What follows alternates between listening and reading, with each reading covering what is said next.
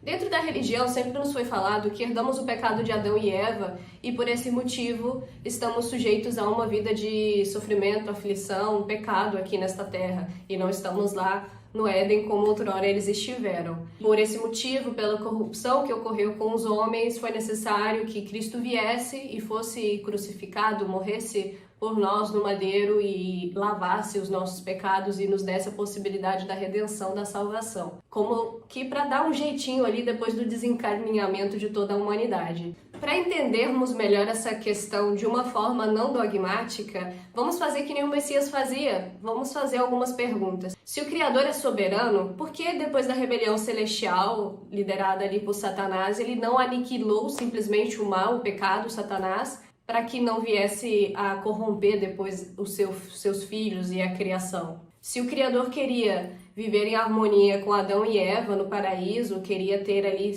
paz e sossego nesse sentido, em sua onisciência, como é que ele deixou a serpente ter acesso ao Éden? E finalmente, por que ele deixou a árvore do conhecimento do bem e do mal lá no Éden, que era proibida, de livre acesso a Adão e Eva como uma tentação? A resposta a essas perguntas problematiza grandemente o que nos foi contado a vida inteira dentro da religião. Vamos entender melhor toda essa questão?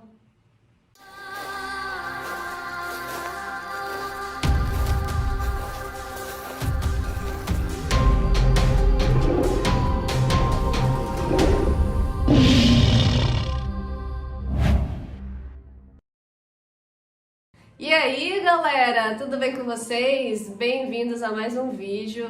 Que a paz do Eterno esteja com todos vocês. Hoje vamos falar de um assunto muito interessante, que é a questão da pré-existência do nosso ser. Mas antes de mais nada, eu queria dizer o seguinte para vocês. O que foi, tornará ser. O que foi feito, se fará novamente. Não há nada novo debaixo do sol. Eclesiastes 1:9. É importante que a gente saiba e que a gente compreenda que existem padrões nas escrituras, e eu falo muito disso aqui, que ao analisá-los, há segredos que nos são revelados, há informações que refletem coisas espirituais e celestiais, questões que aconteceram nos céus e de alguma forma se repetem aqui. Essa passagem fala disso, existe uma espécie de ciclo que acontece aqui, neste plano da humanidade, porém também um reflexo de algo que já ocorreu nos céus. Então, elementos que vamos tratar nestes vídeos a respeito da pré-existência, temos que manter isso em mente para compreendermos que a análise de padrão nesse sentido é importante para sabermos algumas coisas que acontecem aqui na Terra, passagens a respeito de questões que são narradas aqui da Terra, mas que também são reflexo dos céus e de acontecimentos ali que envolvem rebelião celestial e o que vamos tratar neste vídeo sobre a consequência disso no aspecto de pré-existência. Pois nós nascemos ontem e não sabemos nada, nossos dias na terra não passam de uma sombra. Jó 8:9. Quem me acompanha no Instagram já está cansado de me ouvir falando a respeito da pré-existência, porém sempre surgem dúvidas novas, então, de modo geral, vou contar o que é a pré-existência para depois a gente ir aprofundando em embasamento escriturístico, embasamento bíblico. A base para começarmos a falar da pré-existência é termos em mente, termos consciência que antes de sermos seres humanos, somos seres espirituais, tendo uma experiência carnal. Somos seres espirituais tendo sido revestidos por carne e sangue. Então, entendendo isso, que antes de mais nada somos seres espirituais, precisamos entender qual a origem do nosso espírito, que sabemos que é em Deus, porém, como que é isso? Por que estamos passando por este sofrimento aqui na Terra? O que a gente acaba enxergando que é uma provação, é um campo de prova, é uma experiência para termos polimento, para fazer um polimento, aparar as arestas ali do nosso caráter, do nosso ser. A vida humana se trata disso, de evolução no aspecto moral, intelectual, espiritual, sobretudo, né? Que o nosso espírito provém do Criador é algo que dentro do cristianismo é entendido, obviamente. Porém, a grande polêmica, a grande divergência é em que momento que foi criado o espírito dos homens. Se é ali no ventre materno que o Criador cria um plano para cada um, e tira da sua mente fulano, ciclano, beltrano, ou se houve algo anterior a esse momento ali do homem no ventre da mãe. Então, a pré-existência trata disso, mostra como que nós estarmos aqui é uma consequência da rebelião celestial. Quando falamos de guerra espiritual, nós não estamos aqui neste plano apenas como uns agentes que são uma espécie de penetra no meio de uma guerra celestial entre os anjos do bem e os anjos do mal. Não, nós fomos partícipes dessa guerra espiritual, dessa guerra celestial que teve início ali antes da criação do mundo e que a explicação, por exemplo, a respeito do intervalo entre Gênesis 1 e Gênesis 1:2 traz bastante informação a respeito disso. Então, nós estamos passando aqui por este campo de prova é exatamente um plano de redenção para podermos retornar para casa. Afinal, né, a nossa pátria é celestial, nós não somos daqui. E vamos então falar mais a respeito disso para que a gente possa desmistificar toda essa questão e trazer mais luz a esse conhecimento tão maravilhoso que eu acho tão importante e acho que é um divisor de águas na nossa vida espiritual, porque compreendermos que antes de mais nada somos seres espirituais passando por uma provação aqui nos faz apegar-nos mais ainda à questão de desmaterialização, à questão de buscar com mais ênfase o Criador e reconectarmos ali a fonte, né, que é Ele, para podermos fazer isso, voltar para casa. E visto como os filhos participam da carne e do sangue, também Ele participou das mesmas coisas, para que pela morte aniquilasse o que tinha o império da morte, isto é, o diabo, e livrasse todos os que, com medo da morte, estavam por toda a vida sujeitos à servidão. Hebreus capítulo 2, versículo 14 e 15. Existe uma decodificação com relação a essa passagem, né, em alguns níveis. O Messias veio participar de carne e sangue porque nós também estávamos participando de carne e sangue. Quem participa de algo não foi criado para aquele algo. Quem participa de algo é que anteriormente estava em um outro estado, estava participando de outra coisa. Então nós estamos participando, fazendo parte desta experiência de carne e sangue, e o Messias também participou de carne e sangue devido à nossa experiência. Para quê?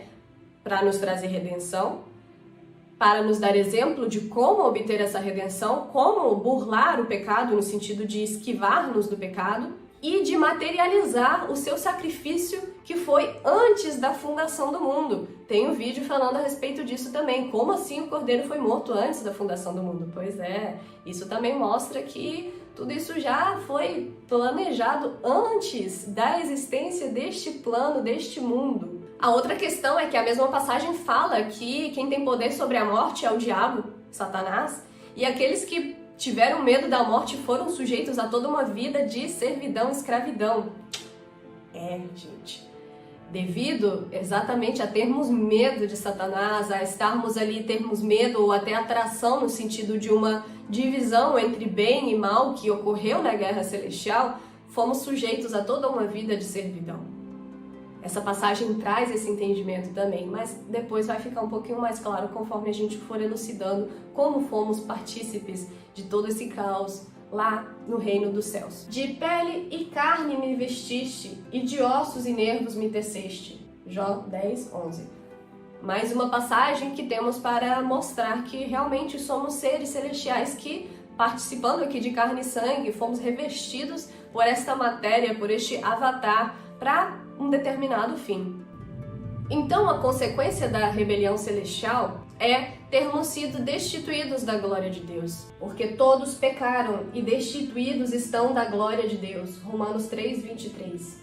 Quando olhamos no Strong a palavra destituído, que também tem em algumas traduções sinônimo privado, que é o Strong G5302, rustereo, vemos que tem o significado de ser deixado para trás, falhar em ser participante, cair de ser deposto. Então, o que nos leva a entender a respeito disso? Uma posição inicial e você caiu dessa posição. Você foi deposto, você deixou de ser participante dessa posição. Lembra que eu falei sobre sermos participantes de carne e sangue? Pois é, antes não éramos participantes de carne e sangue, antes éramos somente espírito. Então, nesse sentido, olhando aqui o strong do que significa essa palavra destituídos da glória de Deus e olhando o próprio versículo, compreendemos que em um determinado momento estivemos junto da glória do Criador, mas pelo pecado fomos destituídos disso. E eu faço uma pergunta para vocês: houve algum momento que algum homem aqui na Terra esteve perto da glória do Criador? Porque, gente, vale lembrar que Adão e Eva não estavam todo o tempo com o Criador não, viu? A grande prova começou lá. Eles não estavam a todo tempo com o Criador. Havia um momento específico que eles tinham acesso ao Criador. Então, a destituição da glória já tinha iniciado ali.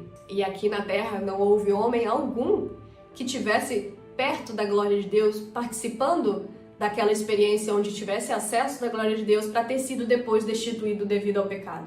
Não, esta destituição, este deixar de ser participante, esse ser deposto, essa falha em ser participante, todas essas conotações a respeito desse strong se referem exatamente à nossa condição, onde fomos um dos filhos de Deus, um dos seres celestiais criados para estarmos ali em harmonia com o Pai, vivendo da experiência, compartilhando a experiência da vida conforme Ele tinha planejado para todos os seus filhos, e agora estamos aqui. Fomos destituídos dessa condição, fomos destituídos disso devido ao pecado, que o pecado ele não iniciou no Éden. Eis a grande questão. Satanás mesmo pecou, Satanás mesmo passou por isso, por essa destituição da glória lá nos céus. Porém, ele não tem a possibilidade de redenção, ele foi destituído para sempre. E o pó volte à terra como era, e o espírito volte a Deus, que o deu. Eclesiastes 12:7. Mais uma passagem ali para reafirmar a questão de que o nosso espírito volta para Deus porque veio de Deus. Mas a nossa pátria está nos céus, de onde também esperamos o Salvador, o Senhor Jesus Cristo. Filipenses 3:20. Eu, por exemplo, galera, eu estou morando no Brasil, porém a minha pátria é a Espanha, no sentido do que estamos falando terreno. Minha pátria é a Espanha, mas eu moro aqui. Estou tendo uma experiência no Brasil, mas eu sou de lá, eu nasci lá, eu sou originada de lá. Quando falamos em questão de pátria, se refere à origem de uma pessoa, de onde ela vem, de onde ela foi gerada.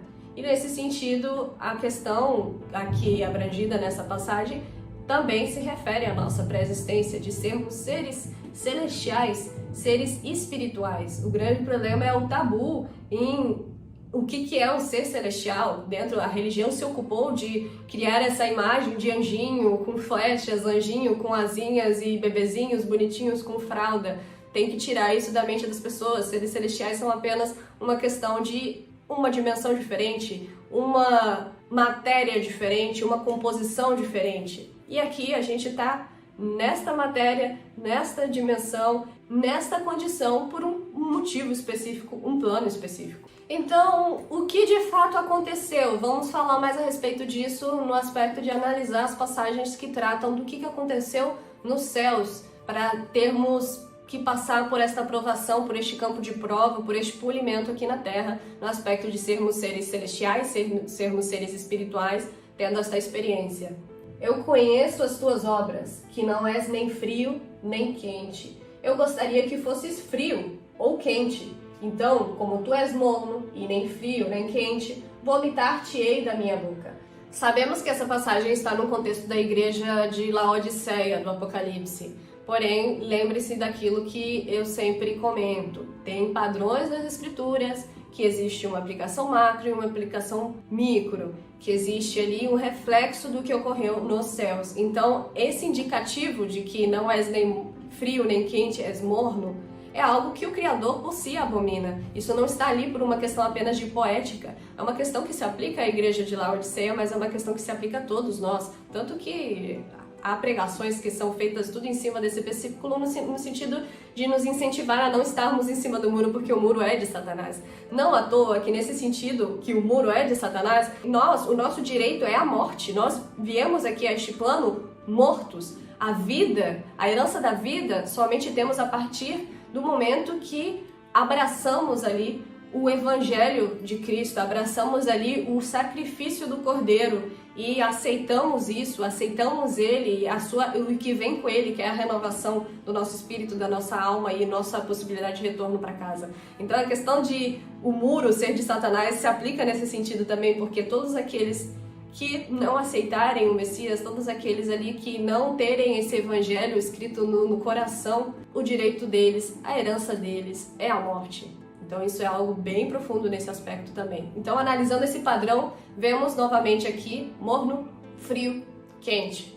3. E o que é interessante é que esse conhecimento a respeito da pré-existência não é algo inédito destes tempos. Isso era compreendido pelos pais da igreja. Orígenes, um dos pais da igreja, falou bastante a respeito disso, escreveu a respeito disso. E uma das coisas que eu achei interessante dos escritos dele a respeito da pré-existência é que ele define que os nossos espíritos são espíritos resfriados. Olha que interessante. O morno é um resfriamento de fato. E ele faz essa premissa justamente porque a palavra alma no grego é psique. E ela tem origem numa palavra que significa frio, que é o psychron, não sei como se diz no grego. Então, ele faz essa afirmação com base na palavra, na origem da palavra alma, nesse sentido de algo frio, esfriado, e justamente também levando em consideração esta passagem a respeito do morno, frio e quente. Todas as que preexistiam aos corpos caíram longe de Deus em vários graus, de acordo com o resfriamento do amor deles por aquele que as tinha criado. Cada uma delas, mesmo as mais altas, cometeram pecado. Olha que interessante esse dizer de Orígenes. É justamente o que eu estava comentando. Todos pecaram. Uns mais, outros menos. Houve um resfriamento maior quanto a um, quanto aos outros, mas todos pecaram. Logo, no início, antes da criação deste mundo, que a criação deste mundo foi propiciada pelo sacrifício do Cordeiro. O sacrifício do Cordeiro foi o plano de redenção para aqueles que pecaram e ainda assim tinham possibilidade de perdão, porque não foram pecados imperdoáveis, como o de Satanás e suas hostes. Então, nesse sentido, Orígenes fala desse resfriamento e eu achei muito interessante porque condiz com algumas situações que a gente extrai das escrituras. E além dessa questão de morno, frio e quente, que já está compreendido dentro do que a gente pode chamar de padrão de 3, temos outras questões. Por exemplo, Caim, Abel e Sete. Já comentei isso em outros vídeos também. Caim representa o terço mal, o terço frio. Abel representa os filhos de Deus, no sentido dos que ficaram ali, apoiaram a Deus. Então, são o terço quente. E Sete representaria o terço neutro no sentido de, ou morno, no sentido de ele representa a humanidade. Caim, semente totalmente desnaturada. Abel voltou para o pai, sempre foi do pai. E Sete é de onde veio ali toda a semente, vamos dizer assim, pura do homem para ter ali a redenção, para traçar ali os caminhos do homem, da humanidade, conforme planejado, conforme estipulado pelo Criador. Temos Cam, Sem e Jafé, que representam a mesma questão. Houve uma maldição para a semente de Cam, representando então os frios. Temos Sem, a semente semita, que representa o povo de Deus, representa os filhos de Deus. E Jafé, que seria ali um morno, um neutro, representando exatamente essa questão de nenhum nem outro, estando ali no meio. Temos outro padrão de 3, por exemplo, na crucificação, onde temos o ladrão mau, representando o terço frio, temos o ladrão arrependido, representando a humanidade e o seu plano de redenção, o terço morno, e o nosso amado Messias, que obviamente representa os filhos de Deus, os que ficaram do lado do Criador nessa batalha. E outro interessante, que não está nas escrituras, mas é algo que vale menção, em questão dessa enumeração de 3 partes, 3 pontos, temos os átomos, né? Nós somos formados por átomos, a matéria é formada por átomos. E os átomos se dividem em prótons, elétrons e nêutrons, onde os nêutrons são neutros, os prótons positivos e os elétrons negativos, né? Isso daí é muito interessante também. Então, a gente encontra várias questões ali com essa base ali, né? Desses polos, vamos dizer assim. Porém, não podemos ficar como sendo neutros, temos que escolher um lado. Alguns tendem para o mal, outros tendem para o bem. Nós estamos aqui para ir para o bem e encontrar o nosso Criador. E bom, temos finalmente a própria passagem que fala a respeito do terço. E a sua cauda levou após si a terça parte das estrelas do céu e lançou-as sobre a terra. E o dragão parou diante da mulher que havia de dar à luz, para que, dando ela a luz, lhe tragasse o filho. Apocalipse 12, 4. Lembram, galera, que eu sempre falo a respeito da aplicação micro e macro, uma aplicação inclusive às vezes dupla que uma passagem possa ter? Essa passagem é uma delas. Quando a gente vê a enumeração ali no sentido de que uma terça parte das estrelas foi arrastada, no quesito de análise mesmo das escrituras, no que se refere a estrelas, há vários momentos que as estrelas estão atreladas a anjos, a seres celestiais, diversos momentos. E isso dentro do sistema religioso é compreendido que essa passagem se refere a anjos, que Satanás arrastou, o dragão arrastou após si uma terça parte das estrelas, e essas estrelas seriam seres celestiais que mais à frente a religião atribui essa passagem aos anjos que seguiram Satanás. Então a vida inteira a gente escuta essa questão de essa passagem é o terço dos que seguem a Satanás após a rebelião celestial. Mas aqui é onde entra um grande mistério. Esta passagem nos indica a respeito do terço, de que houve um terço que seguiu Satanás, mas ela especificamente, os termos empregados nessa passagem, mostra que esse terço arrastado fomos nós. Querem saber o porquê?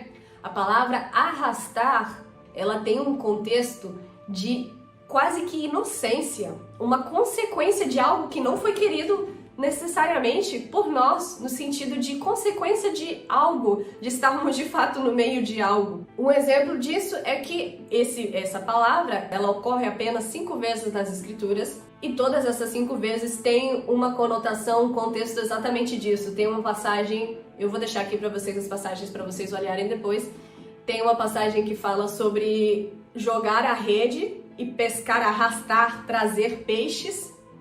Tem uma passagem que fala sobre um irmão que estava pregando a palavra e foi arrastado, levado para a prisão.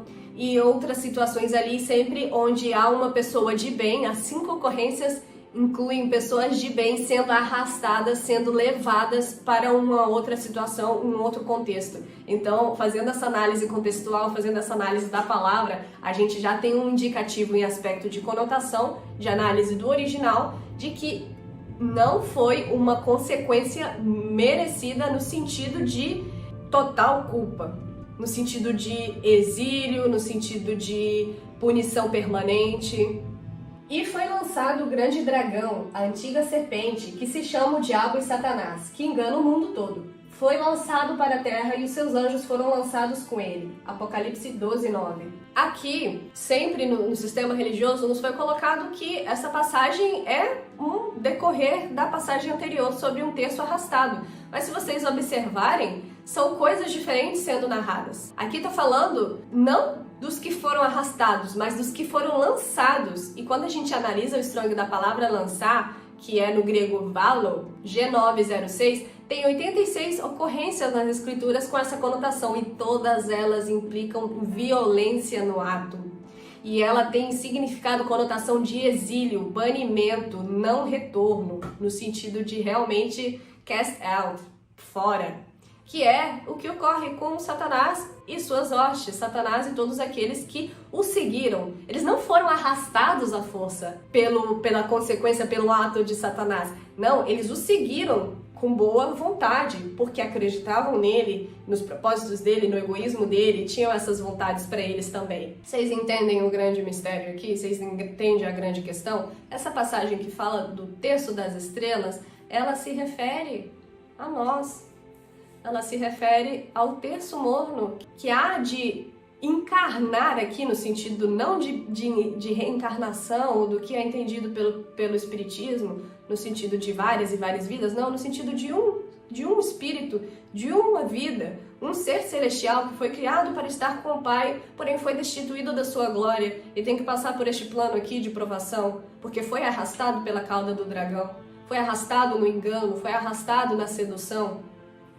Ele determina o número de estrelas e chama cada uma pelo nome. Salmo 147:4. Que bonito compreendermos que se refere ao Criador dando nome nas estrelinhas ali do que é compreendido, né, no sentido de astronomia. Não, gente. Cada estrela ele chama pelo seu nome, no sentido de cada filho, cada ser celestial ele chama pelo nome. Ele conhece todos eles. Ele criou todos eles, ele conviveu com todos eles e ele ama cada um deles, porém alguns o decepcionaram grandemente, né? E uma conexão interessante com relação à questão do nome é a seguinte passagem: ao vencedor proporcionarei do maná escondido, bem como lhe darei uma pedra branca, e sobre essa pedra branca estará grafado um novo nome, o qual ninguém conhece, a não ser aquele que o recebe. Apocalipse 2:17. Me explica como é que a pessoa que recebe já sabe do nome? Gente, não dá pra negar isso. É algo muito bonito.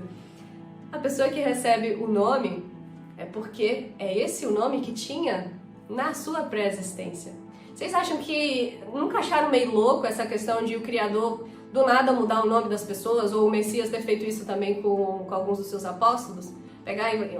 não, teu nome é tal. Por que isso, gente? Porque aqueles que tinham uma missão super importante, uma missão diferenciada, destacada, o Criador já aproveitou e já falou aqui, ó, teu nome é esse. Teu nome é esse daí que teu pai te deu e botou lá, registrou no cartório, não vale não, teu nome é esse. Entendem? Por hoje é isso, galera. Essa primeira parte para que a gente possa introduzir essa questão da pré-existência. Há elementos interessantíssimos que embasam ainda mais tudo isso, que a gente vai deixar para uma segunda e terceira parte, justamente para não ficar tão cansativo. Vocês veem que já foi um belo tempo ali com exemplificações e questões para nos fazer raciocinar a respeito de determinadas passagens, né? Espero que tenham gostado, deixem aí o seu like, compartilhem para que mais pessoas venham a quebrar dogmas nesse sentido. Se inscrevam, tudo isso apoia o canal, né, para fazer chegar a mais pessoas que possam estar precisando de acalmar ali suas inquietações por mais conhecimento. Tem pessoas, por exemplo, o meu marido, ele era ateu e quando eu expliquei essas questões para ele, ele entendeu finalmente o evangelho, estas questões como a pré-existência e outras várias que a religião de certa forma oculta da gente, né, e tem uma questão assim tão mais ampla, tão mais fechadinha. Quando a gente compreende isso, a gente vê que o Criador é justo, que Ele é maravilhoso e que tudo tem um porquê. Então é isso. No próximo vídeo falaremos mais a respeito destas questões sobre pré-existência que ainda não terminei. Obrigada por estar aqui e até a próxima!